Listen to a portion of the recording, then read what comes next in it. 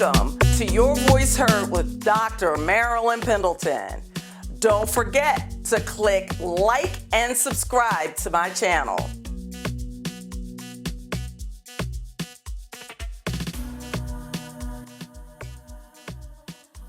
I'm so excited to have her here with me, and she is the executive director of Rise Out of Ashes. It is an independent nonprofit organization established to educate communities, organizations, clergy, provide resources, and support victims and survivors of domestic violence.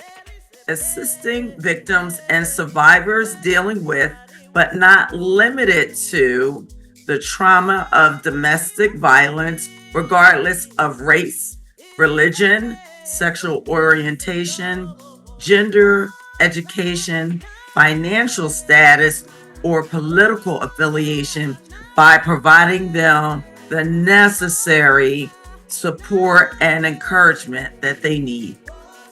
She is a minister, an advocate, and philanthropist for victims and survivors of domestic violence. She is the author of Suffering in Silence. It is her personal journey. You need to get this book. It is her personal journey, her story of surviving domestic violence that is shared with the purpose and intent of ministering to victims and survivors in the areas of domestic violence. She is also the host of Suffering in Silence with evangelist Tia radio program, which was created as an extension of this effort to extend support, encouragement, and resources for those who need it around the globe. And I was honored to be a guest on her program once. It is her intent to bring domestic violence to the forefront and give it the attention that it is demanding. She is also part of the Delaware County's Domestic Violence Prevention Task Force, under the direction of Dr. Monica Taylor, president of Delaware County City Council. Hello, viewers, listeners. Welcome to Your Voice Heard with Dr. Marilyn Pendleton. And here we amplify the voices of grievers. We're giving them a platform to share their grieving experience and to share their journeys to recovery and resilience. Today, we have Tia. I thank you, Tia, for being here. Thank you for having me. And I want to say, as always, the CDC states that grief is a response to loss of any type. It's a response to traumatic events. It's a response to change in events or things that give us comfort. So domestic violence actually is a grieving event. And so I would like to you to start sharing your journey, some specifics about your encounters with domestic violence and how it made you feel. Okay. So I started my journey about 10 years ago. About 10 years ago, that's when I made a decision to leave. I left my ex-husband. At that point, we had been married for 19 years. A few years before that, I recognized and I acknowledged that this was an abusive marriage. Initially, I tried to get help. I tried to work it out. I tried to fix it. My first thought was not leave. My first thought was, all right, there's some issues going on. This is not right. we can fix it. Get some counseling. Let's work on what we need to work on, and we'll be okay. But it didn't happen that way. It didn't happen that way at all. But eventually, I got to the point of knowing and realizing I can't fix this problem. I can't fix him. It is what it is. I'm dealing with domestic violence, physical, mental, sexual, financial. I experienced every form of abuse at his hands, to the point where I had to make the decision: I'm either going to stay in this house and die, or I'm going to live. And those were my options. That is what it had come to. That man had showed me that he was going to kill me if I stayed there any further. And the only choice I had was to stay and die, or stay and kill him defending myself, which, wouldn't have ended well for me either, because I didn't want to be sitting in anybody's prison. Yeah. So I had to make the choice to leave and to start my life over. So I left him. When I left, we had 5 children together. 4 of my children were under 18. My oldest was out on their own. So I left with 4 children, 4 minors. I started my life completely over. I had nothing, and I was scared to death. Being a minister did not help. He's a minister as well. He was a reverend, and when I went to the church for help, the church told me to pray. The church told me to read scriptures. The church told me that we were supposed to stay together because that's what God wanted.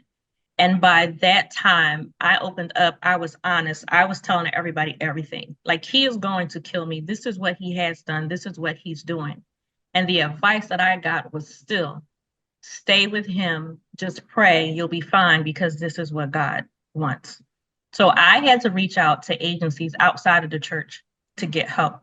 I went to the Domestic Abuse Project of Delaware County. I began to receive counseling and support. I went to the National Domestic Violence Hotline.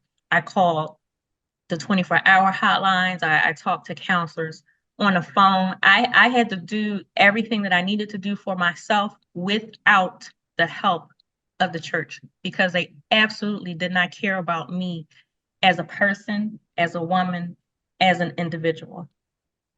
And so when I did leave him, and when I began my process, as I said, it was very hard. It was difficult. It was scary. But you know what? Being with him and experiencing what I experienced was not the hard part. The hard part was actually when I left and I had to start my life over. And I had to be honest, and I had to look at me, and I had to deal with my emotions. That was the hard part right there. And when we talk about the grieving process, for me, the way that the grieving process touched me, it was not actually the violence that I encountered. I had to deal with the grieving process and knowing that the marriage that I wanted, the marriage that I hoped for, was not going to happen. It was over. It was done. And so I went through separation and then finally divorced. To experience a divorce, it's like a death. It really is. And when those final papers were signed, it was like, that's it. I know that this is over. I know he's not going to get help. I know he's not going to change. I know that idea that I had in my mind, as that 19 and 20-year-old and 25 and 30, like, this is what I want my family to be. There's absolutely no way that that's going to happen. So for me, my grieving process was really dealing with the death of the hope that I was holding on to. And it was very hard to do that. And then you deal with the shame and the embarrassment, and just thinking, how did this happen to me? How did I get here? And I had an extra layer of, I would say, guilt on my shoulders, because I felt like I am a minister. I should not only be able to help people, I should be able to help myself, but I couldn't. I didn't have the answers for myself. I didn't know what to do or how to do it. And it's very difficult when you know that you are in a life-threatening situation, when you know that you need help, and you really are clueless. You can't explain how you got in it. You can't explain what you're thinking and what you're feeling, and you don't know what to do to get out of it. All of that will drive a person mad. And I'm telling you, several times I was on the brink of trying to feel around and understand what is reality. My reality was gone. When I had people telling me it's not as bad as what you think, it can't be that bad because he's so nice, because he's so intelligent, because he's a reverend. Like you're exaggerating, and you don't look like it. At several times, I had people tell me, "You don't look like you're abused, so you can't be. You look too good to be abused." So a lot of times, I was questioning myself: Am I making a big deal out of nothing? But I saw the knives in his hand. Mm, Like I saw the knives. I heard the words. I saw his demeanor. He was standing right in front of me, and like I didn't imagine this. This is mm, not my imagination. So again, the grieving process for me, it wasn't even about all that I experienced. The grieving process for me was the death of that hope, which is hard, and you have to deal with it. And I just on a grieving process, if I could just say it's not the 5 steps we like to throw at people. oh no. There, no, those 5 stages, I'm glad you brought that up because those 5 stages were intended for terminally ill people. It wasn't for the living. And I just thank you for your transparency and sharing your story because so often people look at you and say, "Oh, well, you look like you're okay," but Yep. what goes on behind closed doors, people have no idea, and people are oftentimes abusers are like Dr. Jekyll and Mr. Hyde, Yes. and they're wonderful in public. They're caring because I it was my lived experience as a child and witnessed domestic violence in my home, but also uh in a marriage. So and it looks like you said, domestic violence manifests in different ways. It could be physical, it can be emotional, it can be Mhm. financial. And so I just thank you for coming here, sharing your story, and encouraging other people because there's no clear cut path to recovery and healing. And so I celebrate you for sharing uh, with us and with the viewers today. So tell us more about your journey to healing. Everybody's journey is different. Mm-hmm. But my journey to healing uh, has been very interesting. Now, so and people ask me why I do what I do what I do because this is what God has told me to do. This is not what I wanted to do. When I left, my plan was to take care of myself, get to a good place within myself, and just be okay. And as I was going through, as I was, going to counseling and as I was, getting better and dealing with my own issues and getting my emotions in check, understanding how to operate and how to feel and how to express my emotions, as I was moving through, it became clear to me that, this was my purpose. It was to take Mm-hmm. my experience and to help others. So that my experience was not wasted. And so part of my healing is actually for me to be able to speak to a woman or a man and say, you can make it. And I'm not just giving you words. This is not just fluff. I'm not saying it just to be saying it. I'm not giving you something I read in a textbook. I am telling you that you can come out of this because I came out. I'm not any better than you. I'm not smarter than you. I don't have anything that you don't have. You can come out of this because I did. So Mm-hmm. part of my healing journey, a huge part is being able to encourage and help other people. and which is by being transparent with my own story. I use my radio program to give others a voice so they can speak, so they can share their stories. There's power in telling your story. There is power in having doctors and lawyers share their experience and share information that would be helpful, to have counselors come who understand domestic violence, who are trained in dealing with trauma. It's powerful to have these individuals to share information. And I've always said information, education is key. We need to know, we need to learn, and you definitely have to come out of denial. So the healing process for me, it hasn't just been moving forward, and being able to process my emotions. Is not just helping people, but it's actually accomplishing my goals. Those things that I thought were gone and over, done, I've been able to go back and do the things that were taken away from me in domestic violence. My college education was taken away from me because of domestic violence. I started at Drexel University, and because of domestic violence, I came out of school. And every time I tried to go back, every time I tried to finish my degree, he sabotaged me.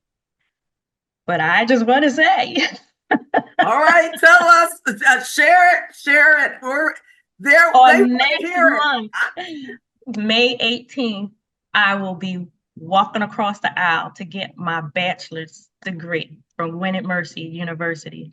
And I have to say, what university is that? Winnet Mercy University. Fancy that. Oh my God. And you know what? It was, and this is a part of my healing, because it was on my mind. And I remember that the night that I called you, it was in my mind, and I just kept thinking, I want to go back to school. I want to go back to school. And I remember calling you, and I remember just bursting out into tears. And all I could say is, I want to go back to school. And from that conversation, to have your help and encouragement to move forward and do what I wanted to do, call school, get information. Dr. Marilyn said, this is what you're going to do. This is the phone number. Call, ask them for information. I called, asked for information, and that same week I was enrolled. But part of the healing was for me even to be able to pick up the phone and call you. It was to be able to break my silence, to not sit there and cry, to not sit there and just want something and desire something and just let that thought just eat me up. But to be able to recognize there are people who support me. There are people who I can talk to. There are people who I can share my idea or, run it across. So even just to be able to pick up the phone and call and say, this is what I'm thinking and this is what I'm feeling. That was a huge step for me in my healing. And now, this time later, I'm going to go get, not only am I going to get my bachelor's degree in med, I'm already accepted into the master's program for next September. And I have to say, when I made the program, I clearly remember you saying you're going to get your doctor's degree. Okay, absolutely. Yeah, but Don't all of stop that, me. oh my goodness, it's awesome. It's wonderful to get back something that I thought was forever taken away, to be able to change the conversation, because I no longer say I can't. I no longer say it's gone, it's over. No, now it's, I'm going to put the plan together, and I can't do everything at the same time, but I can make my list and decide I'm going to go after this first. I'm going to go after that. I have my goals. It's not over. And all of that is a part of the healing process. And there are good days and bad days. You may be up, you may be down, and healing is not linear. It's not a straight line. So you may feel on top of the world, and then you may be under the covers. But the point is, don't stay there. You keep moving. You're moving. So if I go up, if I go back, around, up and down, but I'm still moving. I'm still getting something done. So your healing process is going to look like whatever it looks like for you. Yes. But you keep moving, and you will see some results. And I didn't think about the time. When I started school, I was just taking one class at a time. I was just marking it off. finish a class. And I just turned in my last assignment, and it just seems like it was yesterday that I made that call to you. Yeah, it does. It really does. And, when you asked me to contribute to your book, and I have a knowledge, awareness of domestic violence, but when I started doing some more research and looking at it at a more of a global level, it is the a general or the director of the World Health Organization said at that time that it was during COVID around that time, and that there is a vaccine for COVID-19, but there's not a vaccine for domestic violence, and uh, it's a global issue. It's a pandemic. It's a public health issue, and women are generally more vulnerable to that. And the occurrences, it's basically now I think 1 in 3 women experience it, domestic or intimate partner violence by the time they are 18 years old.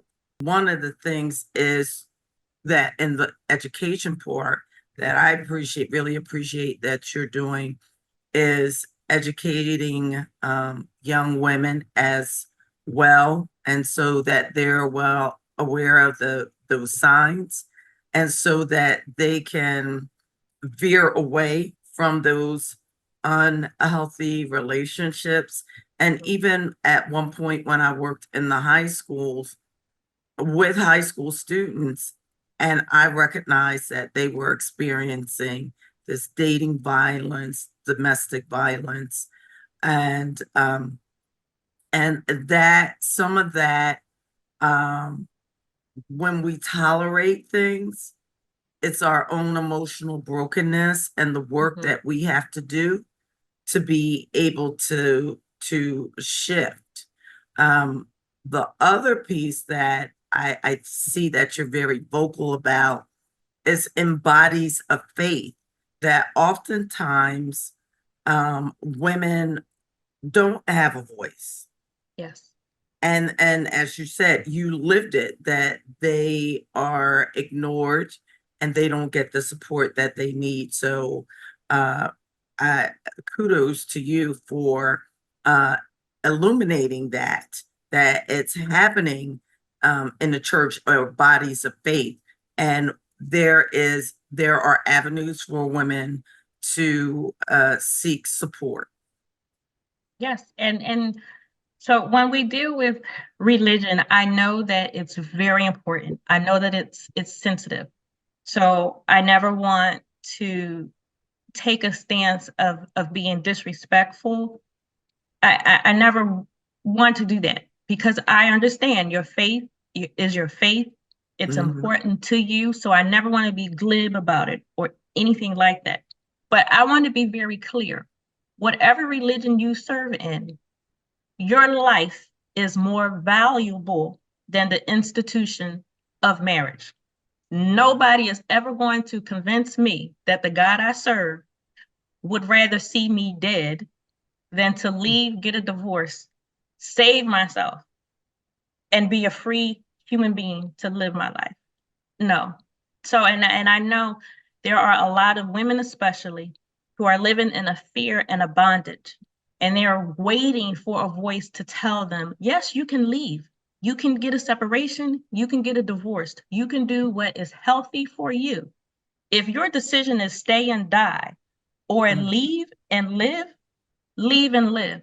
And so I use my voice as that authority. I'm a Christian, I'm a minister, I'm a woman, I'm a mother, and I'm telling you, whatever religion you serve in, your life is worth saving, your life is worth living. And you don't have to look to someone to give you permission to do what you need to do to save yourself. And Mhm. I would rather be in a debate sitting across the table from someone who is going to argue this issue fine, we can have a conversation about it. Let's talk about it. But is she alive? Is he alive? Mhm. You can disagree with me, but is he alive because he went and he left? He got the divorce that he needed to get, as Mhm. opposed to watching someone die, which has happened because Yeah. women and men have taken the advice of spiritual leaders and stayed in a physically abusive relationship, and they paid for it with their life. Mm. I would rather you be alive and we have a discussion that we can disagree on than for people to die. And I think in my mind, it really is that clear cut and simple. People's lives are worth living and saving. I have individuals who contact me from around the world, from India, the Bahamas.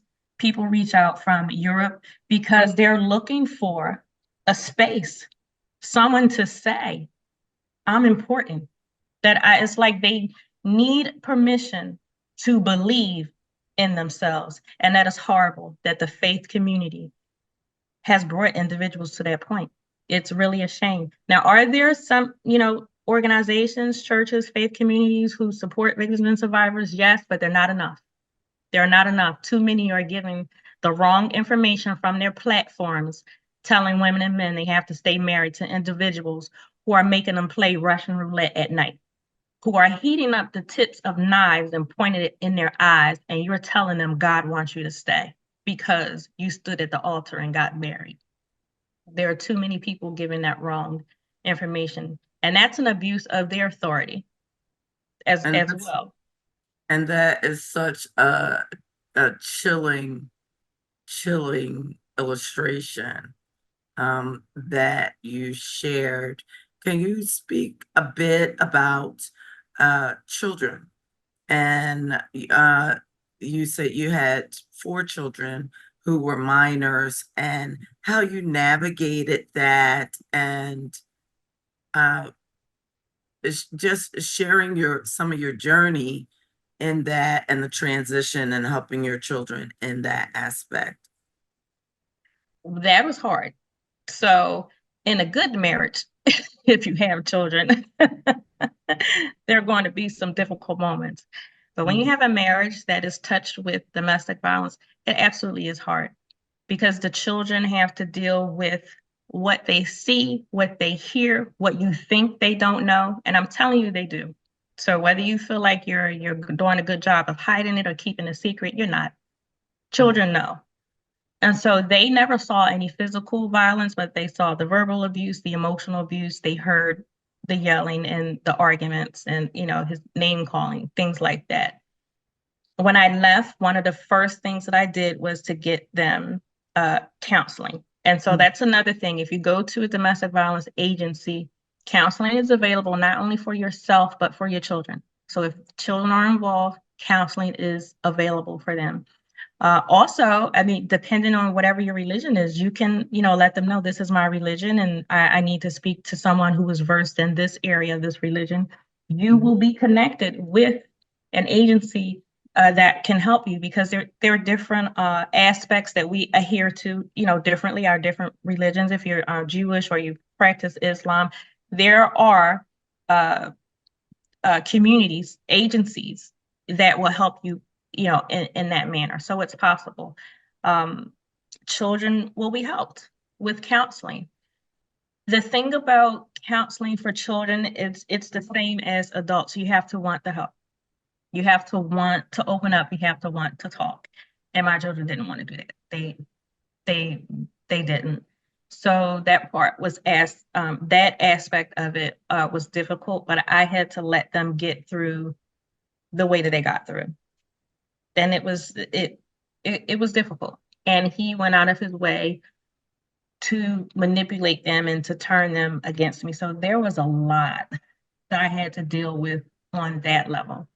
When I left, I didn't tell anybody. I couldn't tell anybody. When a person leaves an abusive relationship, that is the most dangerous time for them. That is a time, even if it has not been expressed before, when you leave, that is the time that the chance of you being killed or physically hurt, those chances dramatically rise.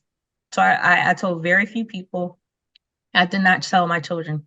They came home from school. I met them at the house and I said, let's go. We're going to the new house. That was it. So that was a shock for them. It really was. Um, I tried as much as possible to keep some things normal or the same for them. I kept them in the same school so they could be around their friends. We were in a same neighborhood. So I tried as much as possible to keep things normal for them. But when you deal with domestic violence, there is no normal. It's not. So it's difficult. And the way that we deal with issues, it's been 10 years that I've been gone. By that same token, it's been 10 years, that my children were born with me. So they still have to process in their own ways. All you can do is, open an avenue, make sure that counseling is available. But um, at some point they have to, make their own choices and do what they need to do or what they feel is best for them. You can't you can't push them. It's very interesting when you said you didn't tell anybody.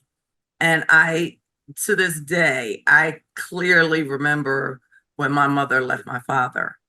I was in school, and suddenly my mother picked up my sister and I. We got some things from the house. The vehicle was already packed up, the transport vehicle, and we were on the other side of the city. I was like, and as a child, I I was having a lot of I would have stomach aches because of the conflict in the home. And my mother left my father when I was about 7. And I remember I used to rock in the chair in the classroom and fall out the chair, hit my head a lot. Um, I would have bathroom accidents. So that was the manifestation of the stress, the grief that was my response. And I remember going to another school. I no longer was rocking in the chair and hitting my head, falling out. That wasn't happening. I had new friends, uh, and at that point, it was kind of like a peaceful time, but it Mhm. was still stressful because there was strife regarding visitation and things like that. So I would be remiss of not asking you and you to share uh, children, because it's not only the children that are involved, if there are children involved in the situation, but um, there are other friends and family members that Mhm. are around. And just like you said, you told no one. You couldn't, because some people think they're well-meaning, but they will leak information and put you in Absolutely. different. And I did not need that. I didn't. And then I can count on one hand how many phone calls I made to help me move my things. I moved the whole house by myself. And the people that I did trust enough to call, none of them showed up anyway. So it's truly like when you're walking through this, you are by yourself. That's not a good feeling at all. And then when you're trying to do what you think is best for you, what's best for your children, um, it's very, very hard when you're by yourself. But again, I want to say, anyone, if you find yourself in a situation, it's not over. You can do it. It may not happen the way that you want it. Those who you thought would be there may not be there, Mhm, but mhm, you can mhm, do it. By no means do I want to say it's easy, but and I write about it in my book, Suffering in Silence. That day that I moved, I was scared to death. The entire day I was running on fear and fumes.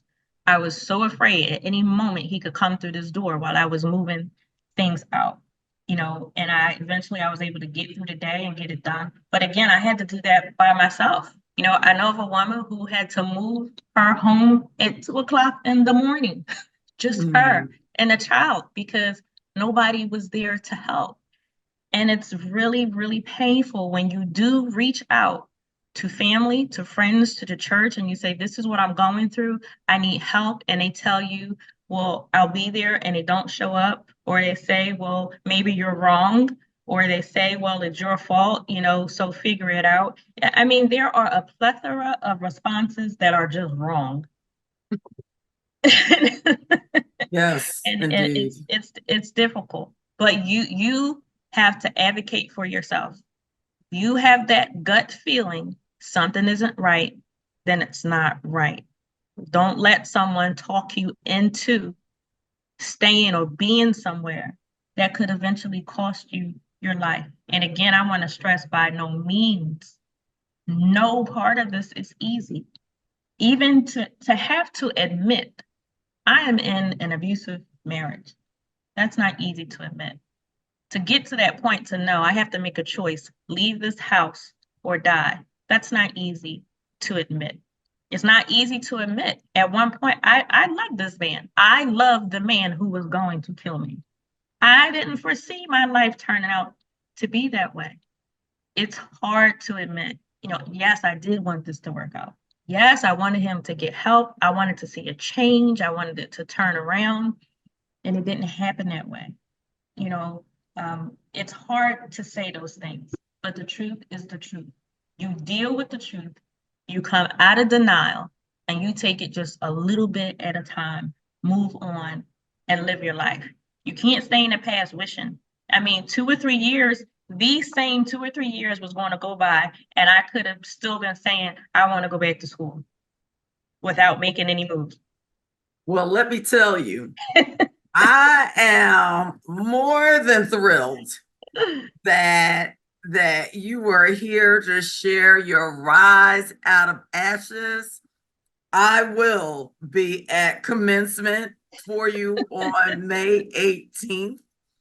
And before we go, I would like for you to share with the audience how they can contact you, your email, your phone number, your social media handles. Yes. So Rise Out of the Ashes Inc. is my nonprofit. If you would like to donate, you can visit GoFundMe and find our page, which is Rise Out of the Ashes Inc. You can also write checks made out to Rise Out of the Ashes, or ROOTA for short, ROOTA. You can mail it to my attention, Executive Director. You can mail it to P.O. Box 15, P.O. Box 15, which is in Drexel Hill, Pennsylvania, 19026. To reach me directly, you can email me at sufferinginsilencedv@gmail.com. You can reach me by phone, 484-841-7833. And my, I guess it's X now, formerly Twitter. That's at Tia D May, TIADMAY. My Instagram is Suffering in Silence DV, and my YouTube channel to see episodes from my previous radio programs is Suffering in Silence DV. So if you reach out to me, I will respond. Thank you so much. I really appreciate you. Your voice heard with Dr. Marilyn Pendleton and my guest, Tia. I thank you so much. We are here to heal, inspire, educate, and empower. And don't forget to click like and subscribe. Enjoy your day and have your voice heard. Suffering in Silence airs on the Love Bay Afrobeat music talk radio station, which reaches over 110 countries, on Friday evenings at 7 p.m. Eastern Time. There is a replay of each live program aired on the following Tuesdays at 1 p.m. and 7 p.m. at Eastern Time. Also on Thursdays and Fridays at 1 p.m. Eastern Time.